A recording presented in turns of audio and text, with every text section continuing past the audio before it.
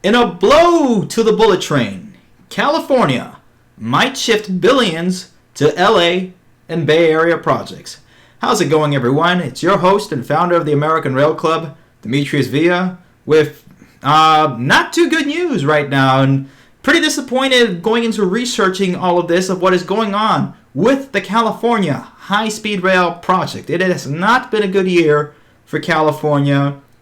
Starting with Governor Newsom saying that we have to scale back the project, to the whole spat with the president, Donald J. Trump, and Governor Gavin Newsom about funding for the project. So it hasn't been good, but I do have a little bit of good news and ways that could fix this. So how can we fix California?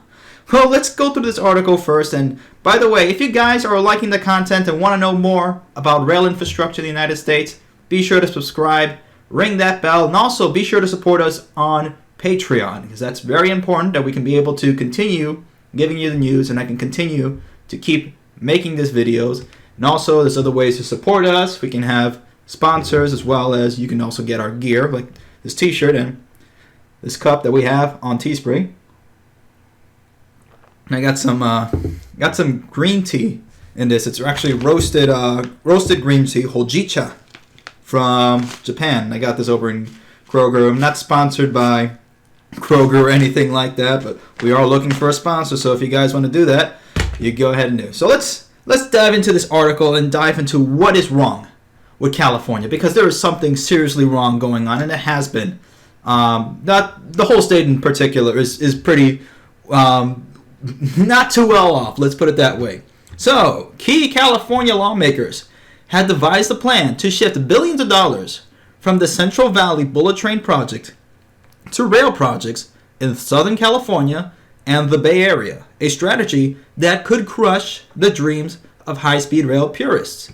The move is a response to Governor Gavin Newsom's plan earlier this year to direct all of the remaining bullet train funds to the San Joaquin Valley and build a partial rail system from Bakersfield to Merced at a cost of $20.5 billion, which is insane. Assembly Democrats see greater value in improving passenger rail from Burbank to Anaheim. Gee, you mean in a more congested urban area in Southern California, which would probably work out better because you have a bigger population there? That would have worked out. Relieving congestion on the busy Interstate 5 corridor before the 2028 Summer Olympics in Los Angeles, which probably by then the infrastructure might be a little bit better than the Rio Olympics at the time. And putting additional money onto San Francisco commuter rail. The proposal has been taken more seriously in recent weeks, and supporters think it will meet the tricky legal requirements of the high-speed rail project. So, back in 2008, Californians voted for the high-speed rail project, and it was about $33 billion. They said in the proposal that it will be able to connect Los Angeles to San Francisco for $33 billion, around that amount. Now it has been scaled down to Bakersfield to Merced, and we're going to see this on the map because the maps are very important here, and we need to see what's going on. And it's a very good visual to see from a bird's eye view of what can work and what doesn't work, as well as some ridership numbers. But now this project has been scaled down to basically stay in the Central Valley of California, which is, compared to the rest of the country, yes, it is a big area, but compared to California, it's kind of out there. It's kind of a more suburban, rural area in the Central Valley. This is from Assembly Speaker Anthony Rendon, the Democrat of Lakewood. I like the concept, he said. Any project that doesn't have a significant amount of service to the largest areas in the state doesn't make much sense. So why did we already go for Bakersfield to Merced, which doesn't make any sense? Over the last 6 years, state officials have promoted and then discarded different master plans to solve the bullet train's financial, legal, and political problems, though they have remained committed to keeping the Central Valley construction as the top priority. Even under the new plan, the construction of viaducts, bridges, and rail bed will continue. So this has been pretty awful what's going on. The big urban areas have the largest population and worst highway congestion, meaning ridership, revenue, greenhouse gas reduction, and political payoff are strongest at the ends, not the center. The change, of course, could help build long-term support for the train, some argue, which I don't think so, because these areas already have some very great support for the trains. Again, we're going to go into this. And it says, it is not the end of high-speed rail, but a way to save it. Rendon said, citing a growing lack of confidence with the current approach. And I agree that there is a growing, very large growing lack of confidence in the California high-speed rail project. And it's not good for high-speed rail or rail around the United States, because then you have the opponents that use California. It's California's high-speed rail authority, and the project is being used more as a weapon instead of support for high-speed rail and transit projects around the country. That's bar none. This is the thing that now a lot of opponents are coming up with, and I'm seeing every time there's a project proposal or something about rail, oh, look at California and those kooky Californians wasting money. We're not California. The whole rest of the country is not California. But then again, as the saying goes, so goes California, so goes the U.S. So there's a whole article here, and here we go. The Democrats' plan would curtail some of the planned construction in the Central Valley, completing only the 119 miles of rail line underway and eliminating extensions to Bakersfield and Merced that would cost more than a combined $4 billion.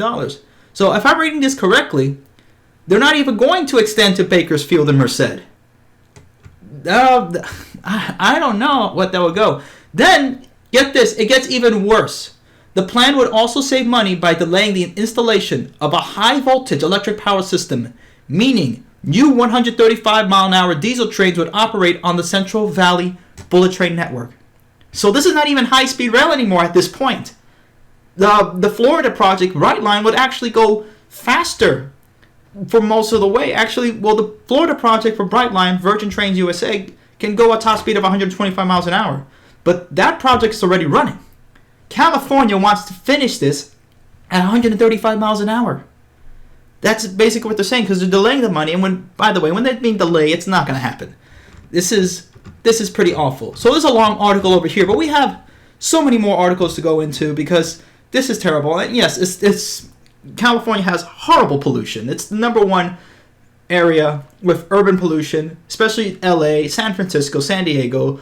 These cities have horrifying greenhouse gas pollution, and that they figured out to build a project in the middle of California rather than these dense urban areas on the coast is a shame. It is an absolute shame. Again, this is from Ralph Vardabedian, who's usually against the California high-speed rail project, and a lot of the stuff he says is usually on end, but I happen to agree with some of the stuff they're saying in the article. Now, should we completely cut the project? No. But there needs to be a different way to get around this. There is some good news about it. So, the federal government has given California environmental oversight on the high-speed rail project. This is from the East Bay Times. By the way, all articles will be included in the links below. For some of these, like the LA Times, you don't have to go ahead and support this because you know how I feel about big media, so I will go ahead and start linking the archive links so you can be able to see these as they are without any edits or anything like that at the time that I've been seeing them, without going ahead and seeing any advertisements or, basically, supporting them. So, because I know some people don't want to support the LA Times, and some people don't want to support some of the big media companies. This is why we exist, where smaller media companies, it's independent journalism that's really changing the way that people are able to get news in the U.S. So let's continue this. In Sacramento, the Trump administration has given California permission to oversee federal environmental reviews for its high-speed rail project. So this is pretty good. Not big deal, but it's still a movement forward. It comes as the administration is simultaneously trying to cancel a nearly $1 billion federal grant for the project. California won about $3.5 billion in federal help during the Obama administration to build the first phase of a high-speed rail line connecting San Francisco and Los Angeles. This is basically Obama's legacy when it comes to high-speed rail. Just really $3.5 billion to what was supposed to be a $33 billion project. Now, close to maybe $20 billion, but in the whole span of California between San Francisco to LA, it would have costed $77 billion, upwards of $100 billion. That's basically what they're looking at. So that's Obama's legacy. A project that isn't moving forward in the way that it was supposed to. Now, how could have this worked? I honestly think that they should have started building from LA to San Diego. And I know so many people out there. There's a lot of my critics say that, oh no, they should have just kept continuing on the Central Valley. That's great, and we should have done there. Absolutely not. There is no single great amount of evidence that would say that building the Central Valley would work out better than starting from LA to San Francisco. Now, this is an opinion article, again, on the LA Times, but I put the archive because they said I've went past my 3-article limit today, which, when I say that, I don't care. I'm just going to go on archive and just put that out there. Just a little hint for those of you that are over in Europe and you're getting cucked over on Article 13, you can be able to get past that and going to archive.is or archive.today and get past that. Against censorship in any means or form. So, readers react. Build high-speed rail in Southern California, not the Central Valley. So, just to read this is to the editor, by as late as 2030. Remember, this project is going to be supposed to finish up by the end of the coming decade, the 2020s. It's not even going to be finished within the next couple of years, guys. This is in 2030 that we're looking at. For the price of about $20 billion, high-speed rail service, and again, not really high-speed rail, it's going to be diesel trains at 135 miles an hour, will run between Bakersfield and Merced. You would think for that much money, a system could be built from San Francisco at least to the base of the Grapevine on Highway 5. The project will eclipse the Big Dig in Boston, which was delayed multiple times and ended up costing $15 billion. Meanwhile, for the millions of people who live along the San Diego, Los Angeles, Santa Barbara corridor, we have Amtrak trains that take about 6 hours to make the full trip.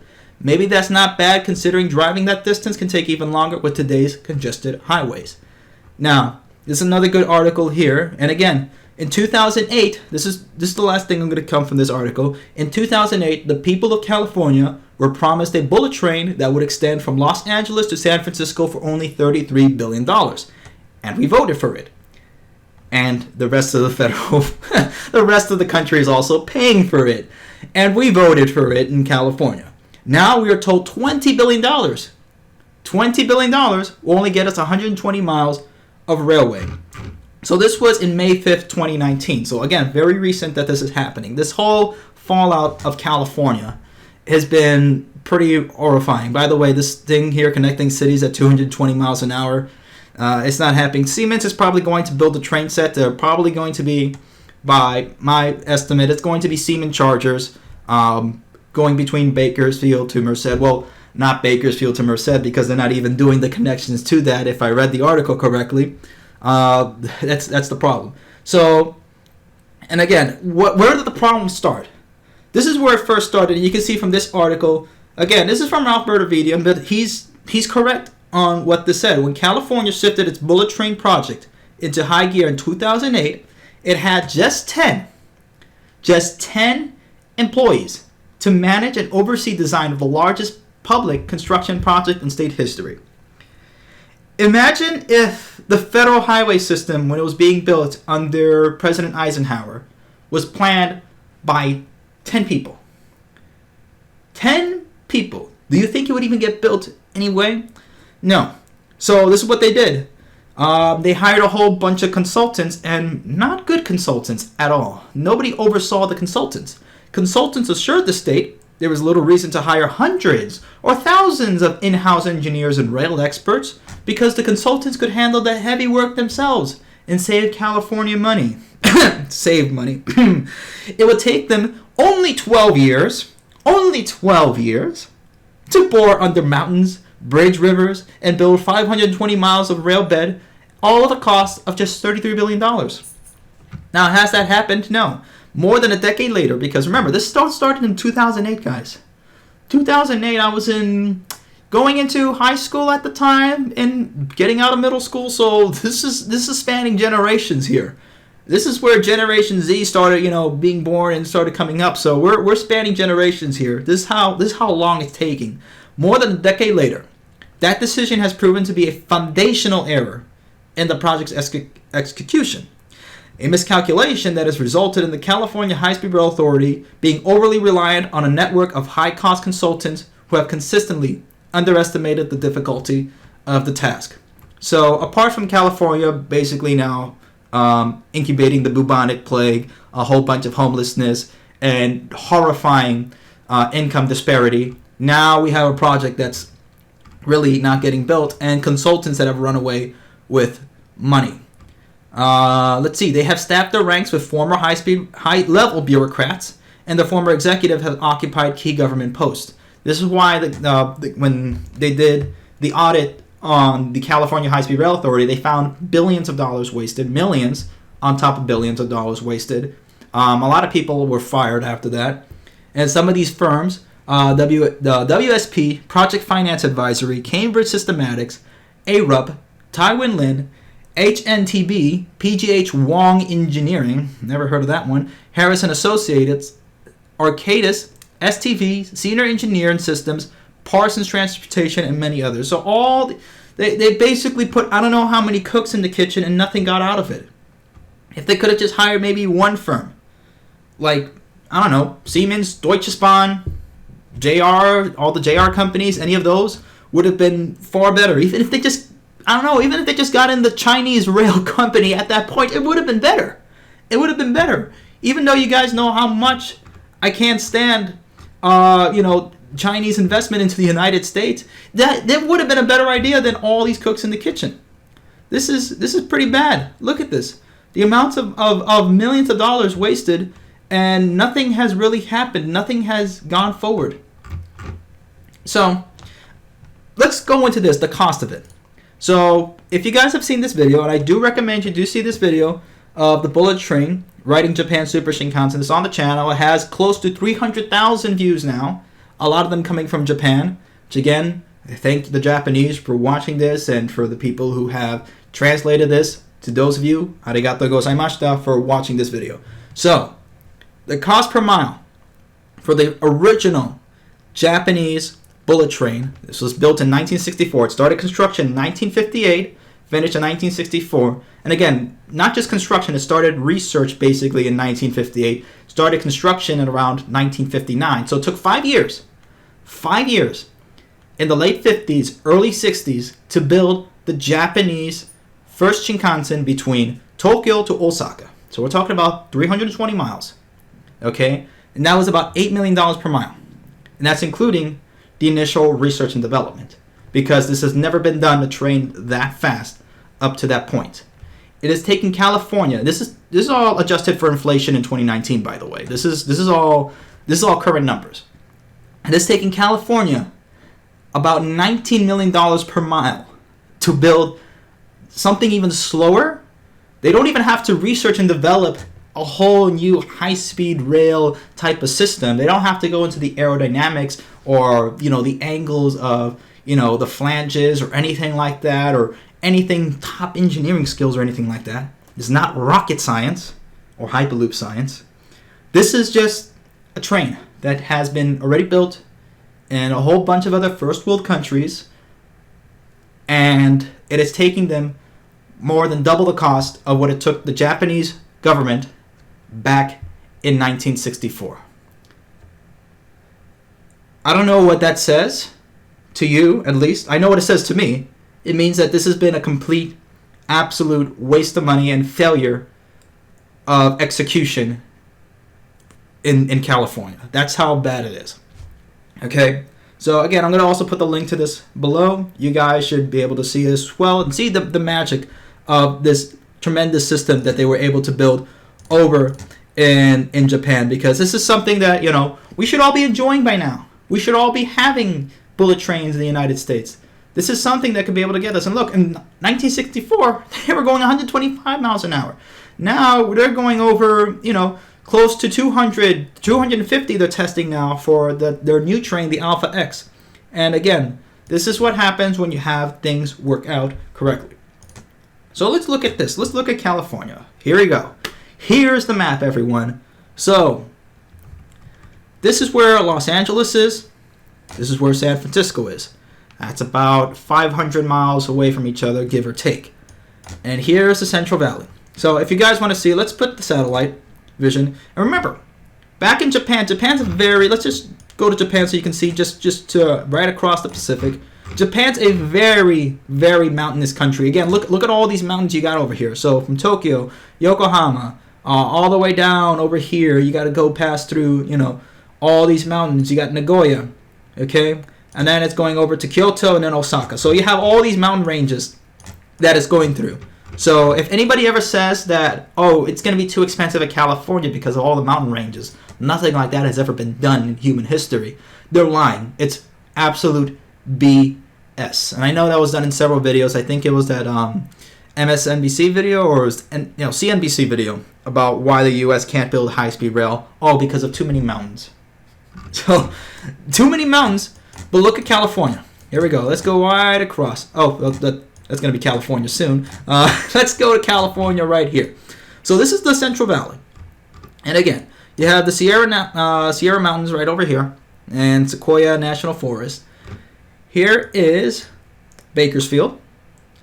And there is Fresno. So the Central Valley is pretty flat.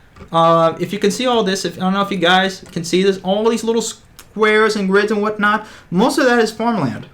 That's really what it is. If you guys look in, maybe the Midwest, or if you live in the Midwest, you're pretty familiar. That's mostly flat land. This is why it's called the Central Valley. There's some sloping hills and whatnot, but it's not tremendous mountains or anything like that. A lot of Japan looks like this. The whole island archipelago looks like this. But this is what they're having trouble building between Fresno to Bakersfield. And by the way, it's not going to go down all the way to Bakersfield or Fresno. Remember, they're cutting that off, so it's going to go somewhere in between. That's not going to go. Now, and again, San Francisco, San Jose, Sacramento, these large cities over here in the West Coast, on California over here. And of course, you got Los Angeles and San Diego. This is where they should have started the project. This is how they could have fixed the California high-speed rail project. And they still have a chance to do it. If they can redirect the money to get this done and just focus on just one area, they can get it done.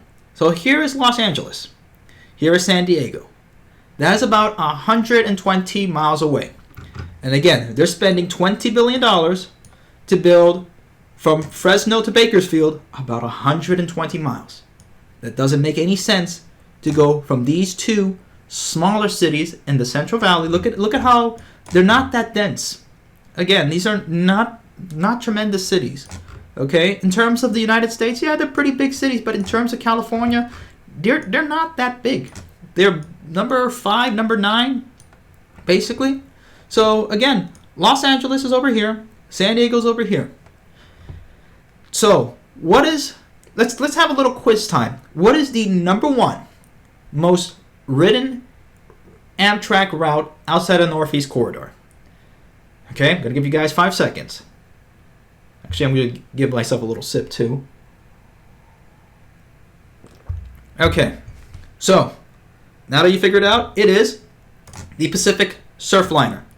This is the most ridden Amtrak route outside of Northeast Corridor. Where does the Pacific Surfliner go? It goes in between Los Angeles and San Diego. Well, to be exact, it's going to be San Luis Obispo, SLO, over to San Diego. So that's about a total of 350 miles in here. This is what the entire route looks like. But again, you have Los Angeles, San Diego, you have San Luis Obispo. You have them all here. Okay? And it's a very nice looking train. It's a very nice looking route. I mean, this could be something that's, straight out of the 1980s. That's how cool it is. Well, those trains are from the 1980s too, but again, these are it's pretty cool, and they are changing them to the Siemens Charger locomotive, so they are updating them. But again, just listen to this. The service carried 2.9 million passengers, so close to 3 million passengers in 2016. It is increasing. The total revenue is $73 million, so they were able to go ahead and amortize all that money. So they're able to, if just the service existed by itself, it'll be making a profit all the time. all the time if it wasn't connected all to Amtrak. If it was just Pacific Surfliner train company, it would just be making millions of dollars. The Pacific Surfliner is Amtrak's third busiest service, exceeded in ridership only by the Northeast Regional and Acela Express, and the busiest corridor outside the Northeast Corridor. So that's how tremendous this corridor is.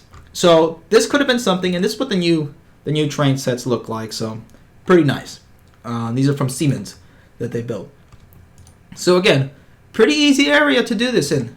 And this is from the Rail Passengers Association, which, by the way, if you're not a member of the Rail Passengers Association, I highly recommend you do join them. I've met so many people from the Rail Passengers Association. A lot of them are also members of the Indiana Passenger Rail Alliance. So again, let's look at these numbers, and they do a very great job of getting all these ridership numbers. So this is in 2018. Again, you see this ridership increasing from 2014 over to 2018.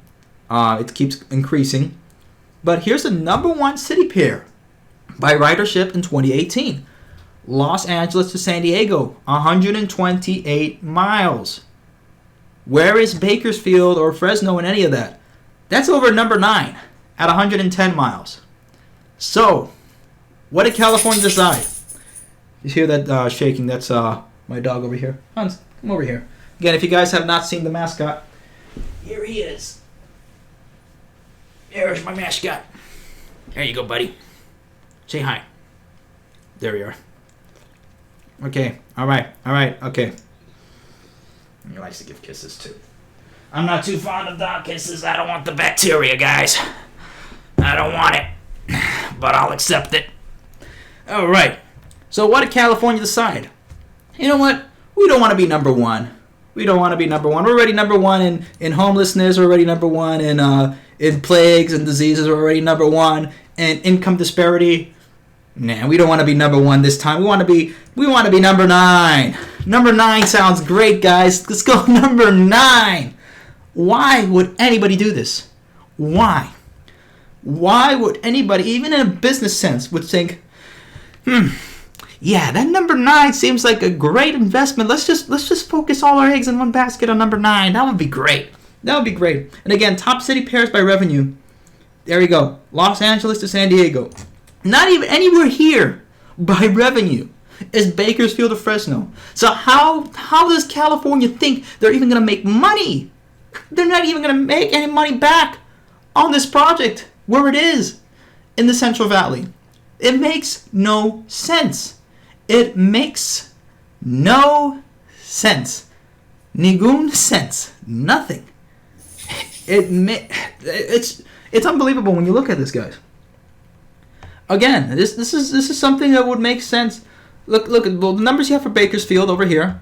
In 2018, you had about 400,000 people in Bakersfield. In Fresno, let's see if we go down to Fresno over here. ABCEFG, yeah, there we go. 371,000. But look at Los Angeles, a million, close to 1.5 million people. And at San Diego, you have about 600,000 people. So you have, 5 times the amount of people in these areas? You have a massive top city pair by revenue here. So you have a great area to do this in. And this is not something we have seen just in the United States alone. Let's talk about China. I want to talk about China. Let's be honest about here. So, if you guys bear with me, the first Chinese high-speed rail project, the real first high-speed rail project that was done in China, was between Beijing and Tianjin. Okay? Beijing being the massive capital city of China, the People's Republic of China, and also Tianjin, which is a city outside of it. And for those of you who have gone to Florida International University, there is another campus of FIU over there, so that's why we're very familiar with this city. But again, this was the first real phase of it, and this started in August of 2008. Again, I have the Wikipedia page here. I don't know why it's cutting this off over here, but you guys can be able to see it. Again, 2008, August 1st, 2008 was when they opened the first phase. So when California started planning this project. And in 10 years, China has made more high-speed rail than the rest of the world combined and multiplied by 2 or 3 by a factor of, a massive number. That's how much California is falling behind. And the rest of the country. I mean, the United States is a massive country. And we're falling behind China, which is another massive country. And by far, probably our biggest adversary in geopolitical politics. It's not the country that has dirt roads and commie blocks and can barely figure out a NatSav system. It's not that country. And by the way, every country hacks into our elections. I mean, you have China, Israel, Russia, Germany. They all hack into our elections and pay millions of lobbying money. But this is the country that we should be looking at of what they're doing right, because China's doing something right here. So the Beijing-Tianjin intercity railway. This was what started as a 72-mile line. This was going to be China's big breakout. They were going to prove everything that would work between here. And didn't even get to all the way. The total length over here is 100 miles. Again, we're keeping everything in imperial units, unfortunately, because America cannot do metric. 100 miles for the total project. And they started with 73 miles. So this 73 miles spanned out to become tens of thousands of miles across China. This is from Beijing to Tianjin. And you can see, some of the work over here. Let me see if I can find a map over here, if they even have one. Well, there is one, but okay, here we are. Here we are. Okay, so that's what it looks like. That's what it looks like. Again, not too far. Not too far. About 120 miles. Very similar to this. Los Angeles, San Diego. And it's not only just that, guys. Look at how many other cities you have in between here. You have Los Angeles, you have Anaheim, you have Irvine, you have Carlsbad, you have San Diego, okay, Escondido. You have so many areas around here to build this and connect in between here. Look at the list of largest cities in California by population. Number 1 is Los Angeles, and number 2 is San Diego. Why would you not build between number 1 and number 2? No, you want to build between number 5 and... Where's Bakersfield here? Where's Bakersfield? Where is it? All the way down. Can't find it. Yep. Doesn't make any sense. Again, and these cities keep coming in. Again, this is all different cities over here in the areas of just Los Angeles and San Diego alone in the same area, in the same county. So it doesn't make any sense why you would not connect these two major cities. This is the way that you can be able to fix the California high-speed rail project. If you can put everything, scrap it all, and just fix Los Angeles to San Diego.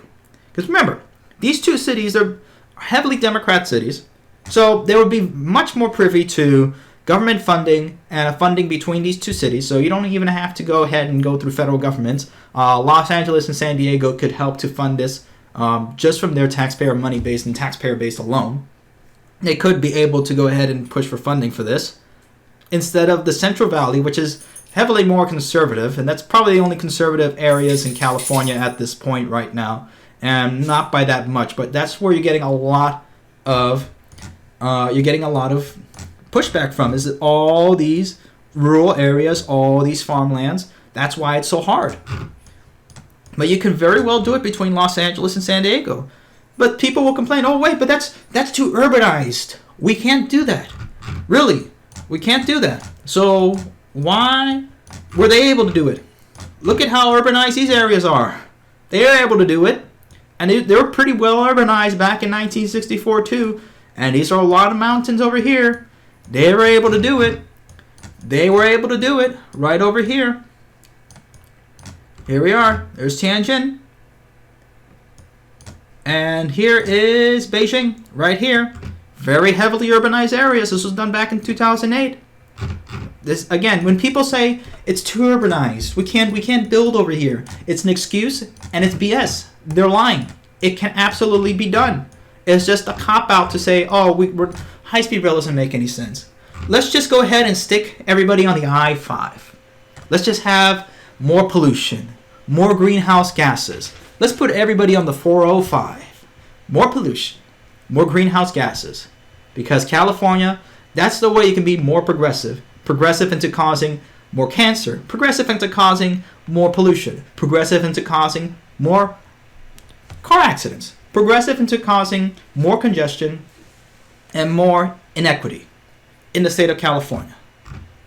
You want to fix it? It's Los Angeles to San Diego.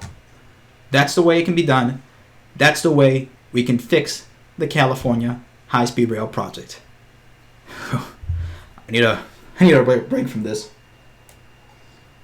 Woo! Okay, so if you guys enjoyed this episode, tell me, what do you think about what I said? Did you hate it? Leave a comment below. Did you love it?